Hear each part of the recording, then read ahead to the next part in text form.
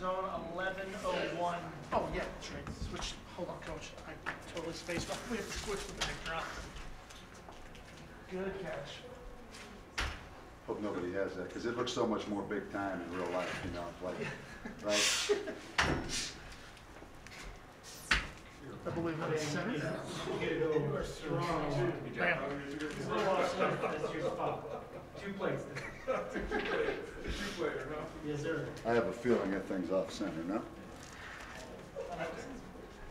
Hard for me to tell from the angle. I think we're good. How we doing, guys? Well, the elephant in the room is, I know what you're thinking, incarnate word to Wisconsin, right? Incarnate word with 560 yards, and now you're going to Madison, Wisconsin. Well, that narrative is pretty accurate right there. You know, that is the reality of what this is. But it's exciting. It's a great opportunity from the standpoint of, you know, I've been around Wisconsin football a lot over the years. They do a remarkable job. And you really look at the thread that's kept that tied together that really started it. And Paul Christ would be the first one to tell you this is Barry Alvarez. What Barry Alvarez did at Wisconsin. You know, I have a note, a big note that Barry gave me my first year here at New Mexico. And it said, make sure the blinds are closed before you go into the fetal.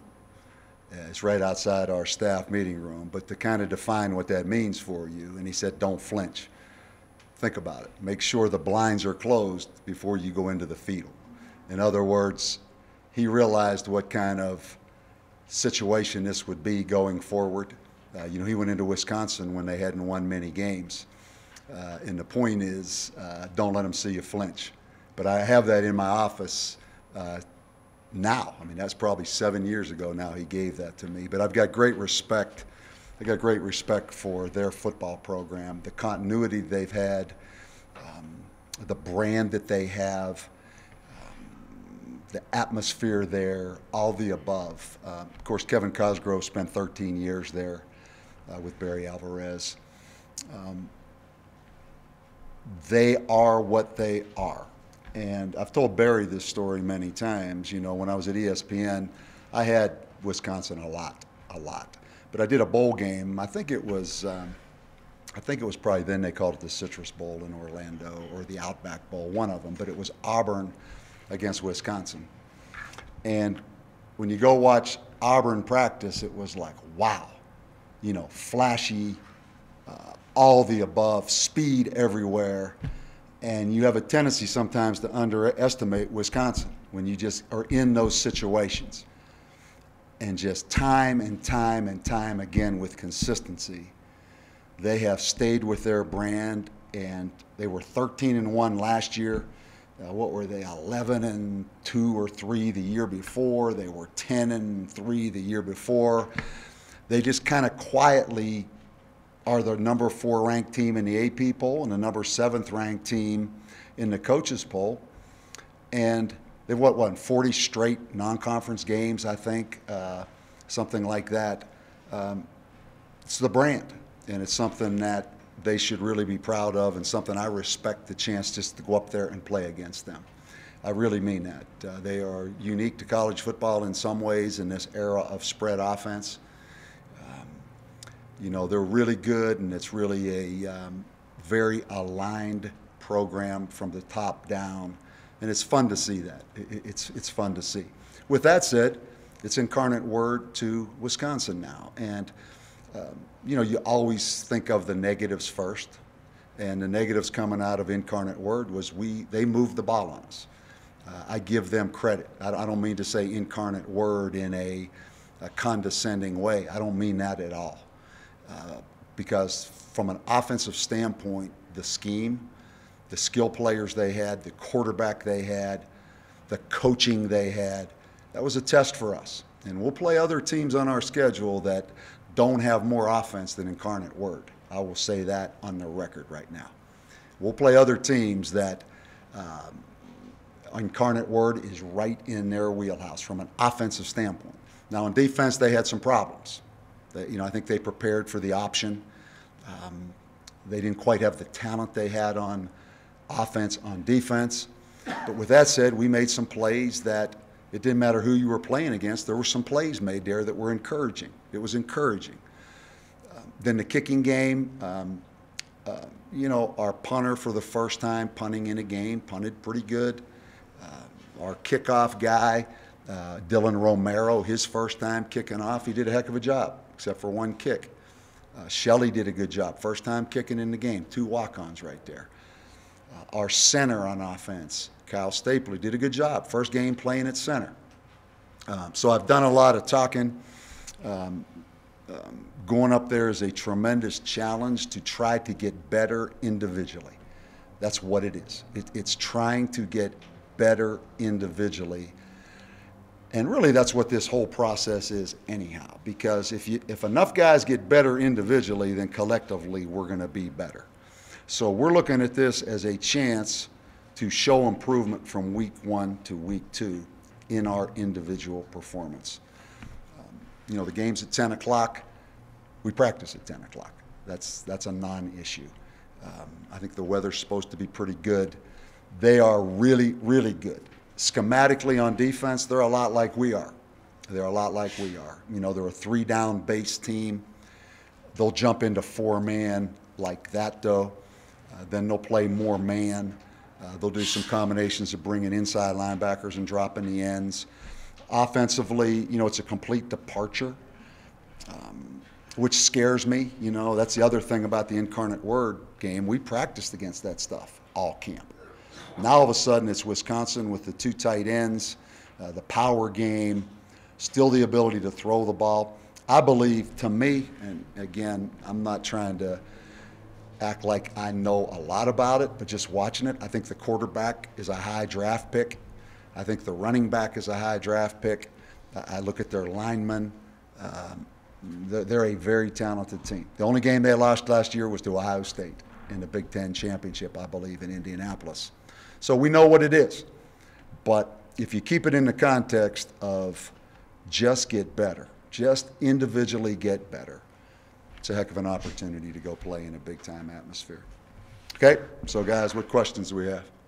Henry. Oh, here, Henry.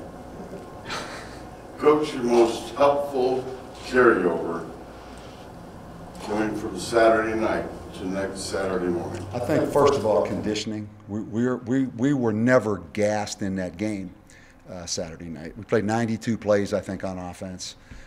They took the ball the first 15, the 15-play drive. We were out there 15 straight plays on defense. We played 47 plays in the first half. I think our conditioning is pretty good.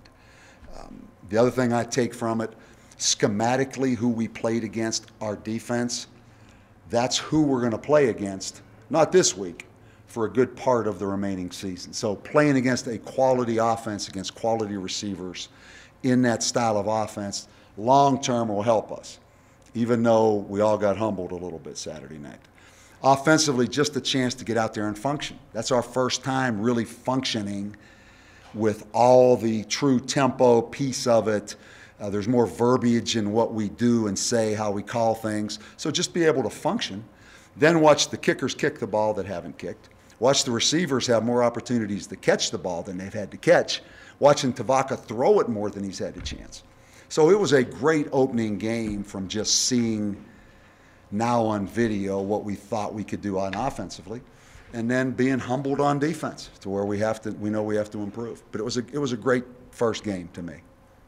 Coach, winning that battle in the trenches, what kind of challenge with their offensive line present to your defense? Yeah, not just our defense. They're fun to watch because, well, let me put that in context. They're fun to watch if you weren't playing them.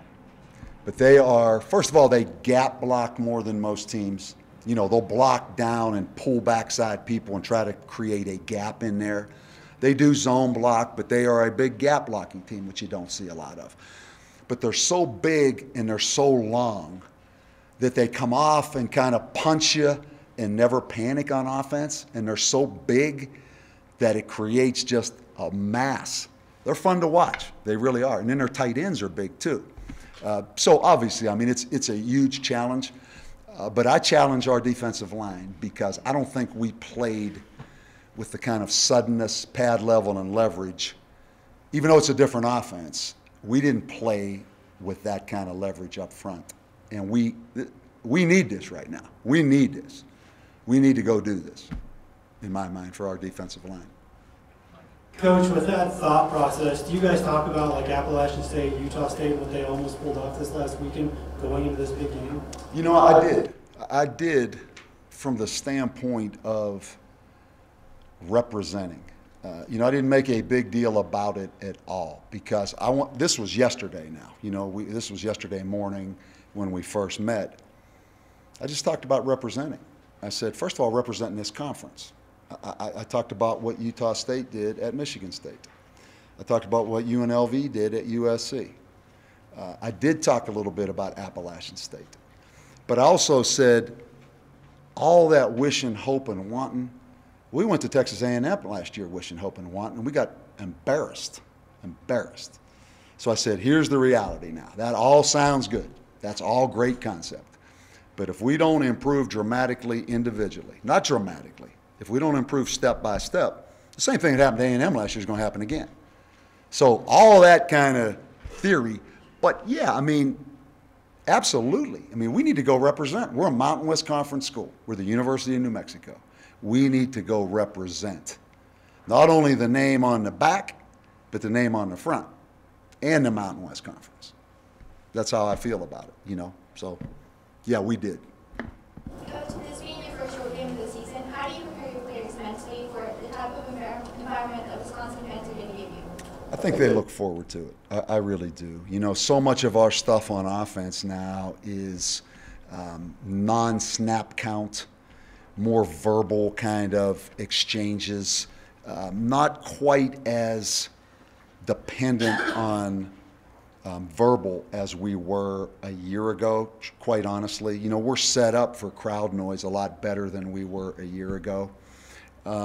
You hope to use that to your advantage. You really do, because it's going to be such a dramatic difference as far as just the overall feel of that.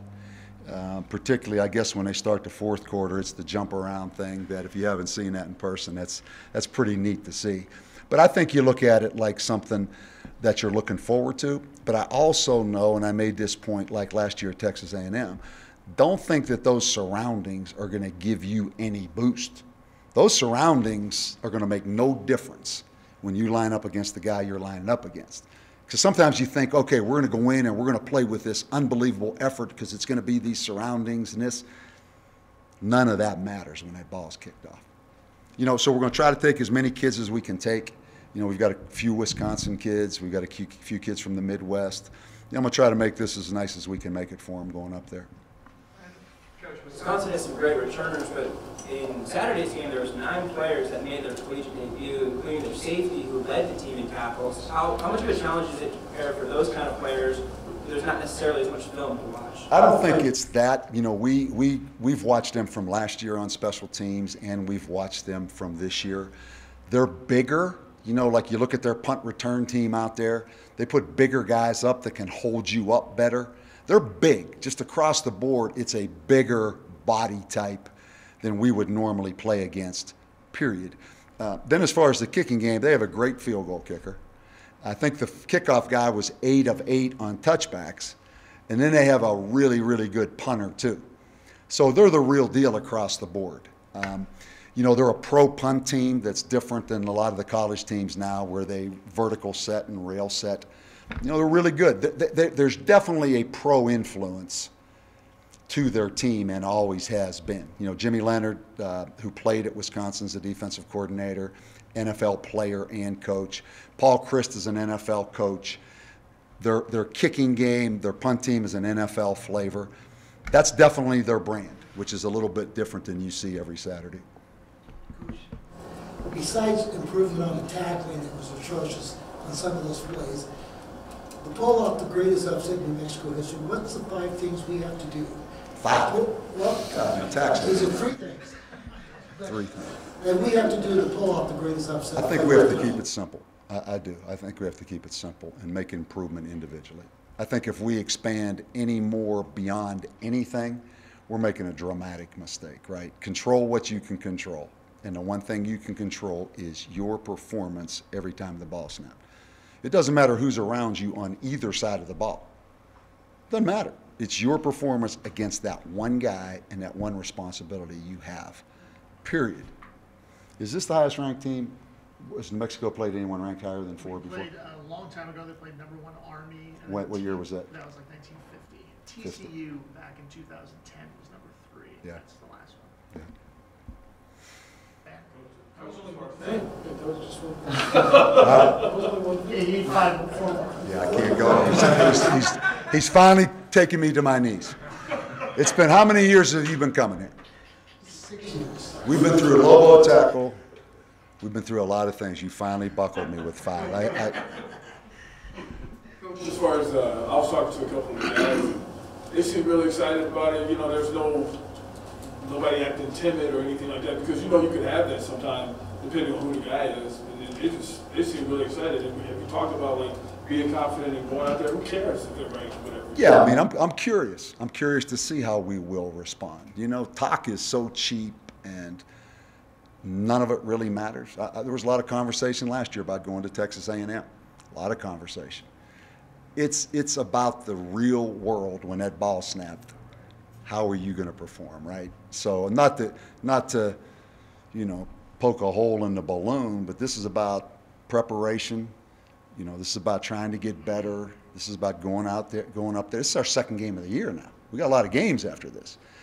We're playing a really quality opponent. We need to play better on both sides of the ball. We got humbled on defense. Some guys individually got humbled.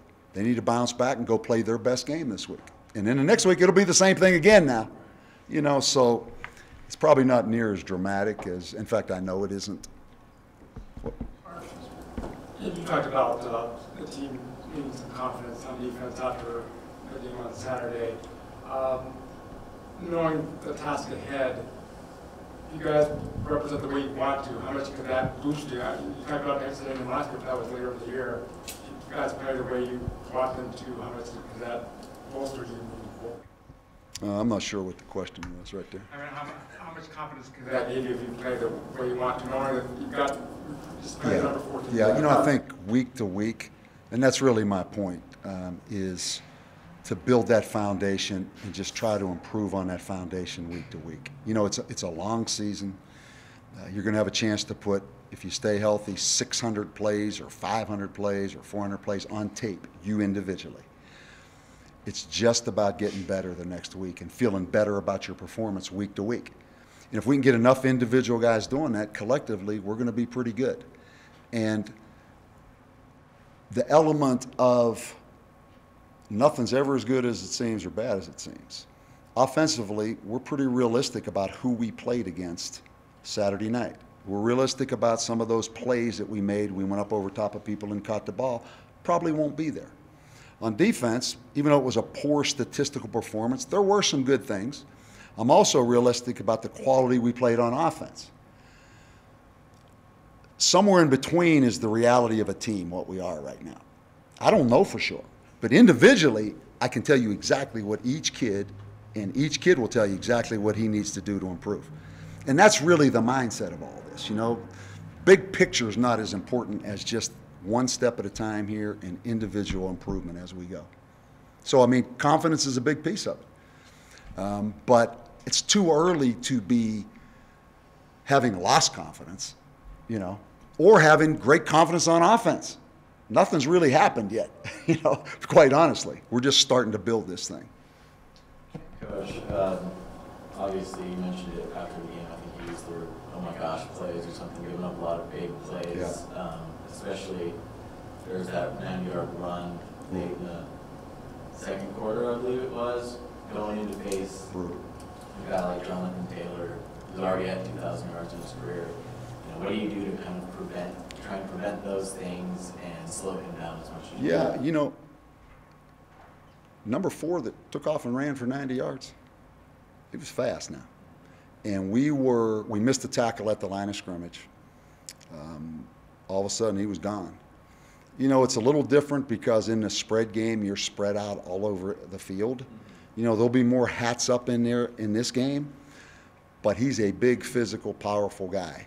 You know, the X and O's of it change a little bit. But back to the point made, we have to tackle better and we have to play better technique. It doesn't matter as much who you're playing. It's how you play. And I really mean that. I don't want to keep going to the coaches' cliches, but it really does. So, yeah, we gave up some big plays. Darn right. We're going from home against Incarnate Word to at Madison. They've got a potential Heisman Trophy winner at tailback. They probably have a first-round draft choice at quarterback. All the above we know. But it all comes back to you doing your job and playing that play and taking advantage of an opportunity to continue to build our team. Yeah. Henry. Early on in the game on Saturday, you know, the old fable in football is that you hit them hard, you're going to get the respect, especially early in the game. Could that amount to anything early in the game for your Lobos if you out hit them and they say, wow, that hurt? And they may not be hit that hard the rest of the season, but they'll never forget. No, absolutely. I mean, you know, momentum of the game is such a fickle thing. No matter how much you plan, no matter what the conversation is, it's such a fickle thing, momentum. And momentum is based on somebody making a play.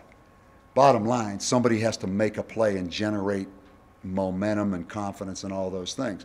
But absolutely, I mean, you've heard me say it 100 times, it's the 12th man in football and it's the 6th man in basketball. It's hard to get momentum when you had a 15-yard drive against you and you gave up a big play a little bit later and now you're a little bit, oh no, what's going to happen next, instead of looking forward to what's going to happen next. But momentum, man, if we could capture it all. During the game, somebody has to make a play though. Steve? Injuries? Yeah, injuries, we got some. You know, obviously Q Drennan, his hip dislocated in the game there. He made that catch. Everybody saw it. They were able to put his hip back in, took him to the hospital, put the hip back in. That's great news. Right now, probably not surgery. You know, it's an extended time. As it goes through the process, it will be MRI'd, we'll play close attention, but there's really no surgery or any other procedure. Chance he could be back, but it's going to be extended time. Colton Gerhardt has a sprained foot. He won't play this week. It's really disappointing and really concerning. You know, he got in there that one series. That's why he only played the one series. He sprained his foot and then sprained it and aggravated it more on the quarterback sneak that he scored on. Bijan Parker, our free safety, played one series against Incarnate Word. He went out for the rest of the game. He's got actually the other groin. He had one groin all through camp. Then now he pulled the other groin. I would say he's probably doubtful right now. He's making the trip. Pardon? He's making the trip. Yeah, he'll make the trip because there's a chance. Right now, it's a possibility. I just know, you know, we're not counting on him playing right now if we played today. Is there anyone else, Brian? I don't know. I think that's it. Okay, guys? Just one more. Can you comment about Jason Sanders? Yeah, you know, Jason Sanders, I mean, again, I always go back to our own team, you know, to show what we've replaced, kicker and punter. Jason Sanders went and won the job. That's an unbelievable story. You know, I think we were the only scholarship he had out of high school, came here. He had the flu. He was sick. He walked in and I said, really? I said, this is going to be the guy here. This guy that has this strong leg and the whole thing. He was probably 155 pounds. Left here close to 190 pounds and was a weapon. And then Corey Borquez, from what I understand, is the Buffalo Bills punter. So we have Jason Sanders and Corey Borquez. The only scholarship offer was Corey Borquez. It was between us and a school in Canada. Us and a school in Canada on Corey Borquez. So a lot of credit to Scott Baumgartner, our assistant coach, recruited both those guys out of California and just finding those guys. Okay? All right, man, thank you.